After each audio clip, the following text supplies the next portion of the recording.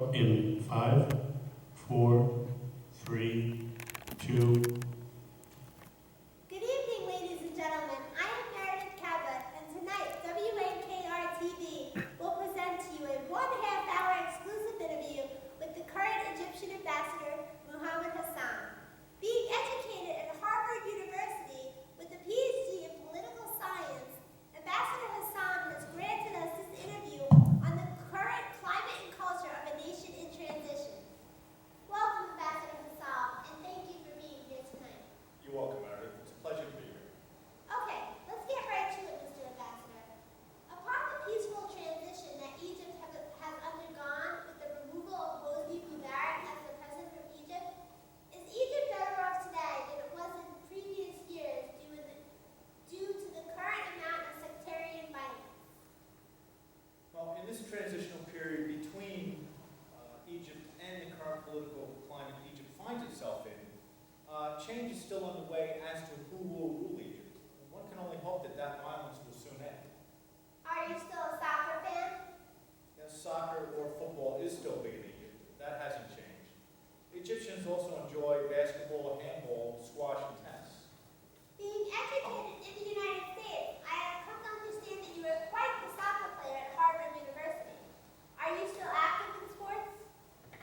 Our politics in Egypt has changed, not our love of sports. Does your son play soccer? Yes, he plays while he studies at the University of Cairo. Would you encourage your son to be on a team that plays for the World Cup? I would support my son in whatever endeavor he chooses. However, the current political climate between Africa and the Middle East may not allow a regular competitive sports program between the nations. Will Egypt maintain its current flag of red, white, and black?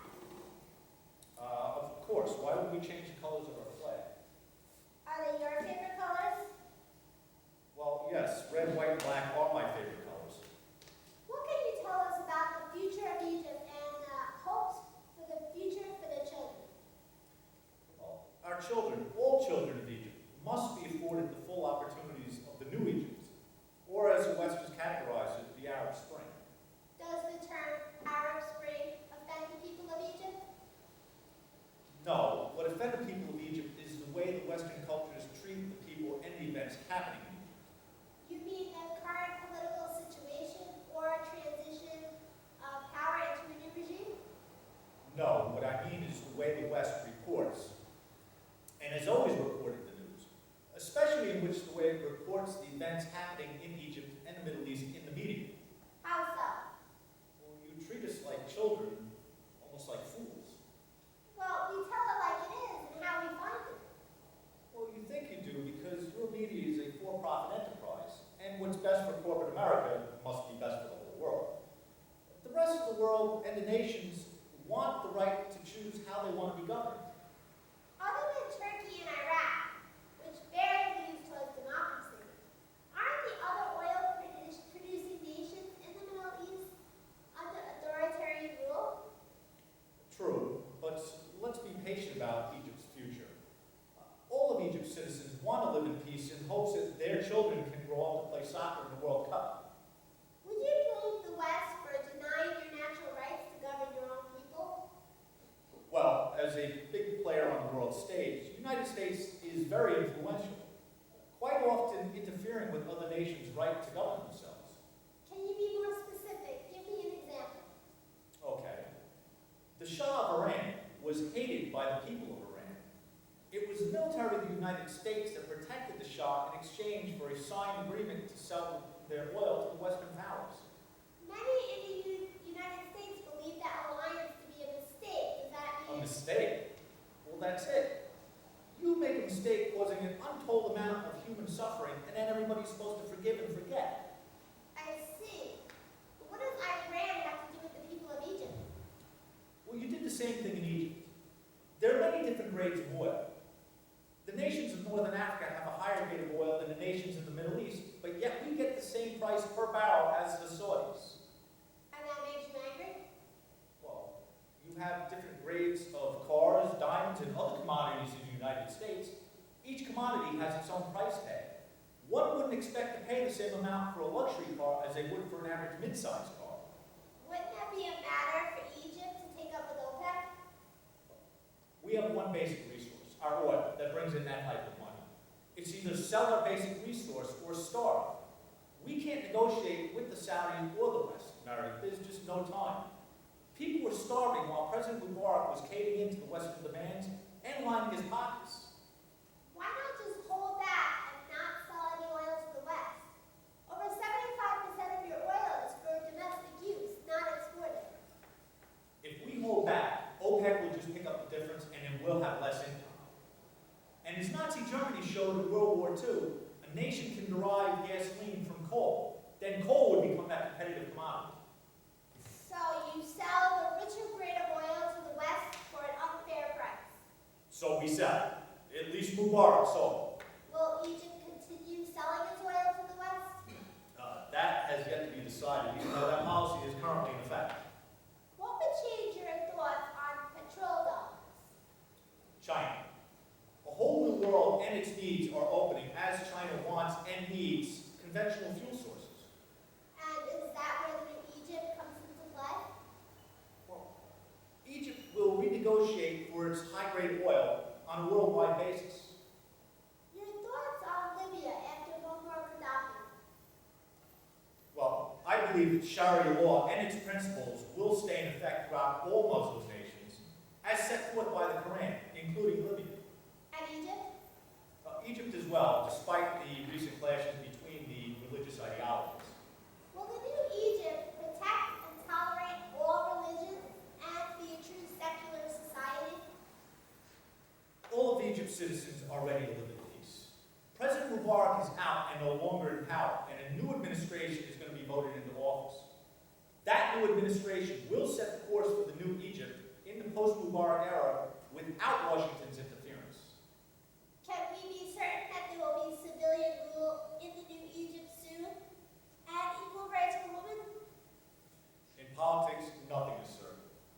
The military is being temporarily utilized to keep order and avoid chaos in a nation that right now has no real leadership. Well, many people are concerned about the Suez Canal. Will there be any restrictions taken against any other nation wishing to pass? No, not at all. Any and all nations will be allowed to pass from the Mediterranean to the Red Sea through the Suez Canal. I'm sure our president would be very pleased to hear that. Egypt will be looking to make many new alliances and treaties with many nations. The new Egypt offers great hope for the world's stability and security. When regimes fall and new people come into power, there is always talk about the economic prosperity of that country. Would it be feasible for nations like Egypt, Libya, and Tunisia in northern Africa to establish a Eurozone type currency? Well, the world is looking at what's going on with the euro, especially in Greece, Italy, and Spain. Whether it would be a wise thing for a nation to give up printing its own currency in exchange for a single uniform currency is still an open question. There was talk about the OPEC nations establishing a single currency. Would Egypt be open to that idea?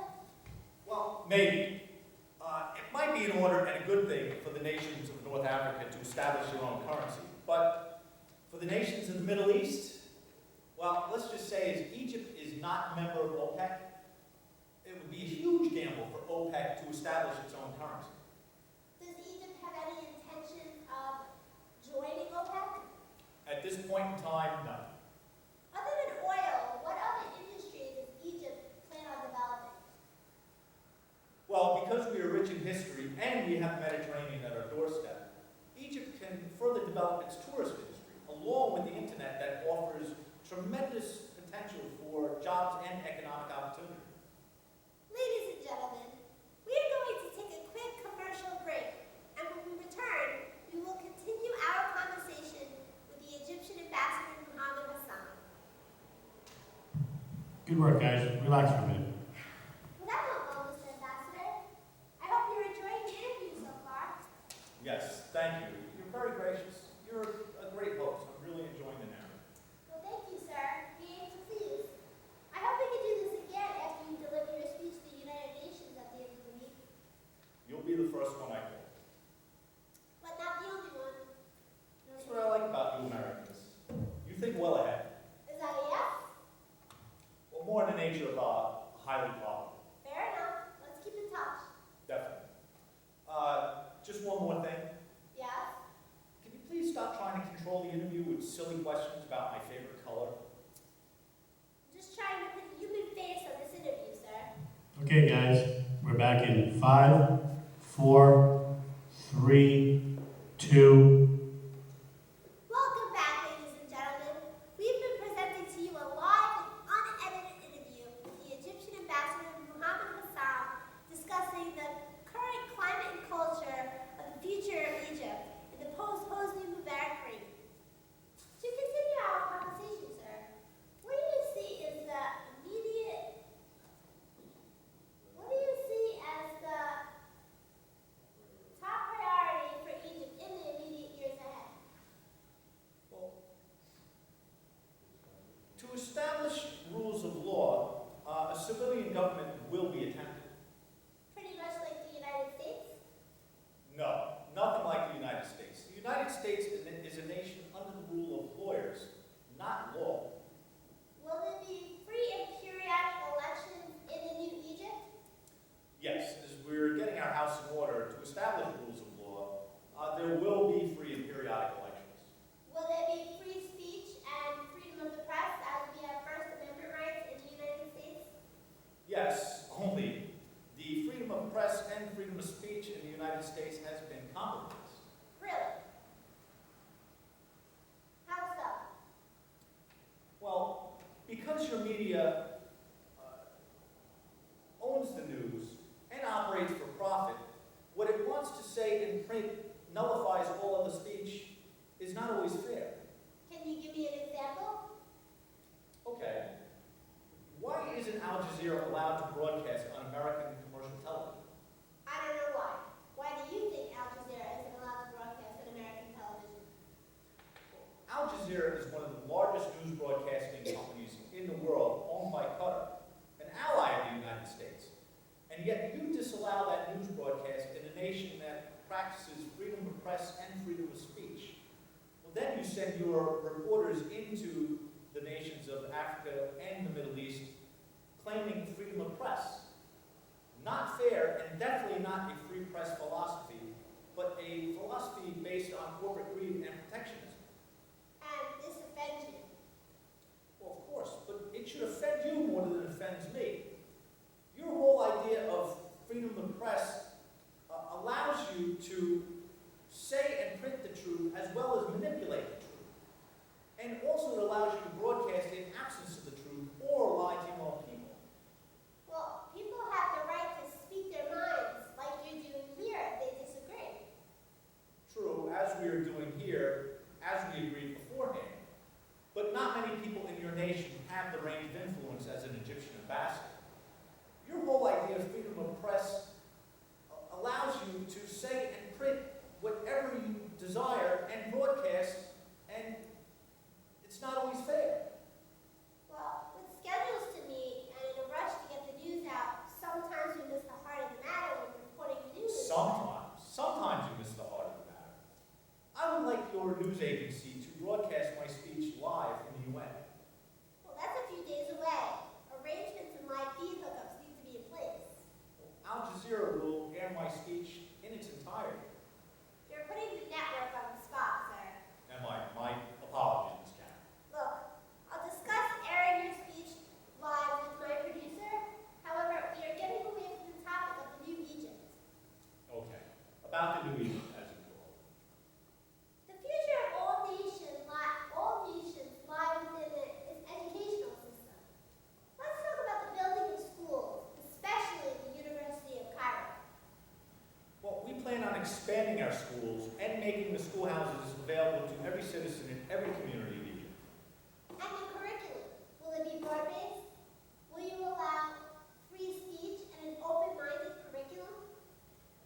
Well, unlike you Americans, we will gear our educational system towards the student, not just to satisfy the needs of the school teacher, whose labor union has just contributed a few $1 million to some politician looking to get voted into office. What do you mean by that? The American educational system has failed to produce a well-motivated student. Your system of education rams courses down the throats of the student when they have absolutely no interest in learning about that particular subject, as you teach to the test and fail to motivate the student. How did you come to that conclusion? You know, I was educated in the United States, remember? Your whole idea of freedom of speech stifles the freedom of expression at the expense of the student. And in your experience, you believe that to be true? Well, students are being forced to learn courses and subjects when all the student wants to do is get a good grade and put the course behind them. You don't need a 10-year mandated course in history or English just to satisfy the job security of the school teacher. But as you know, the colleges want to see that. Exactly. The need for a student to get a good grade and graduate from a mandated course is a farce. You politicize your educational system. How will Egypt address that issue of education? With 2 words, knowledge and technology. I'm very much impressed with the Montessori School of Education that allows the student to gravitate towards whatever subject motivates his interest. I see. Okay, well, let's jump ahead to nuclear power as an energy source. Does Egypt have any intention of acquiring nuclear power as an energy source? There's not one nation in all of Africa that possesses nuclear power. South Africa had nuclear power and nuclear weapons, but has since dismantled its nuclear armament, even though the sanctions played a role. A big role. Can any nation in the world meet all of its needs without the use of nuclear power as a source of energy? Well, in light of what has happened in Japan at Fukushima in 2011, Egypt has chosen not to advance any program in the development of nuclear power as an energy source. Do you think that conventional fuel sources is a way into the future? I do. Nations of the world must begin to produce renewable and alternative energy sources through government-sponsored programs. Sounds suicidal for an oil-producing nation. Well, the more Egypt and other oil-producing nations begin producing solar, wind, geothermal, and other natural energy sources, the less we'll need our own energy source, and then the more we can sell to our customers. Like China? Yes, like China, to name one. Where do you see Egypt in 10 years? Well, if there's cooperation between the nations, Egypt will become part of a very large sphere of influence throughout the entire world. What type of cooperation would you be seeking with Libya, Tunisia, and the other northern African states? Well, hopefully in time, there may be formidable talks and a relaxed border between the nations. Then can be a military coalition throughout all of Africa. Does Egypt have any ambitions throughout Africa? The security of Egypt depends on the security of Africa. I don't believe the Eurozone will last. The Eurozone was initially developed to curb inflation, and that effort is under tremendous stress. Well, the Eurozone is an economic issue, while NATO is a military issue. How do you connect the two? Well, the economics of a nation reflects the strength of a nation. Then that military feeds off the economics of that nation. Does Egypt have any issues with the West? There are always issues. The problem lies in solving the issues between the nations. The United States of America Incorporated and the People's Egypt must learn to work together politically and economically. Or a lot of people have called it politiconomy. You seem to be saying that the United States acts on its own behalf without regard to human rights. Well, there are a lot of very influential and powerful people in the United States that have helped Africa enormously. The Bill and Melinda Gates Foundation, who are trying to rid the world of AIDS. Former Presidents Bill Clinton and Jimmy Carter have helped the suffering of Africans tremendously. But they have been the exception rather than the rule. Americans have poured tons of money into Africa. Don't you think the people of Africa should bear some responsibility for their future and personal well-being? The people of Africa and the people of the Middle East would have solved their problems had the West not supported tyrants like the Shah of Iran, P.W. Botha, and President Mubarak. Well, the West wanted the oil. The West wanted the oil and the minerals as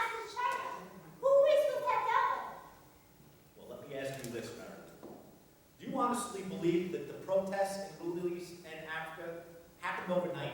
Well, I'm not sure what to think. That is why we are having this interview. Well, I can assure you, those tens of thousands of protesters did not happen overnight. It took years for those people to develop the protests who took over and occupied Tahrir Square in Cairo that took down Mubarak. One of the peace negotiations with Israel was due to the alliance with Egypt and Israel. Is that peace treaty with Israel in jeopardy? Well, I understand that King Abdullah of Jordan sounded off about the treaty between Egypt and Israel. And he believes that Jordan will be the future backbone between any peace treaty with Israel. But he's entitled to his opinion. Okay, and what is your opinion? Well, it is true that President Anwar Sadat was assassinated by radical Islamists due to the signing of the peace treaty with Israel. But Egyptian cleric and presidential candidate associated with the Muslim Brotherhood, Hazim Abu Ismail, told CBC TV in 2011 that although he was an opponent of the peace treaty with Israel, as a leader, he would not aggregate or wage action against the treaty with Israel. You mentioned the Muslim Brotherhood. Will the Muslim Brotherhood play a role in the newly formed government of Egypt? Well, since its inception in 1928, the Muslim Brotherhood has taken a strong stance against violence. It was the breakaway factions within the Muslim Brotherhood that caused much of the violence the Muslim Brotherhood was so falsely associated with. Wasn't there an alliance between Al-Qaeda and those factions for seeking democratically elected governments? True, there were factions that sided with Al-Qaeda, but those factions are now in the minority due to the death of Osama bin Laden. I must remind you that the Muslim Brotherhood is banned in Egypt. I understand that, but Egypt just had a revolution, or an evolution, whichever, and there are many people and organizations making a grab of power under assumed names or registering as independents. True, which is to be expected. Northern Africa is starting anew. All that we ask for is that the rest of the world allow us to get our governments in order before anybody judges us. Will the newly formed government of Egypt be seeking nuclear atomic power or the production of nuclear armaments for military use? Well, you can go back and tell your government that Egypt has no intention on developing nuclear power or nuclear weapons in the near future. So, Washington can relax and not attack Egypt as it has attacked Iran in cyberspace. Please explain. The development of nuclear power and nuclear weapons strongly depends on computer programming. The United States of America, along with Israel, developed the Stuxnet virus, which prevents any nuclear-powered computerized program from working when that virus is sent out into cyberspace. There is no proof of that, Mr. Ambassador. I and the rest of the world know about Stuxnet. To deny the United States involvement in the development of any online or offline virus would simply be a lie. I see. And because of that, Egypt will not develop any nuclear program whatsoever? Egypt has no intention on developing nuclear power or nuclear arms. Because of the cyber wars you believe are going on. The United States must be very careful in this age of new computer technology. Any virus or infection sent out by an unfriendly nation into cyberspace could set off an explosion in any nuclear facility or nuclear silo housing a nuclear weapon.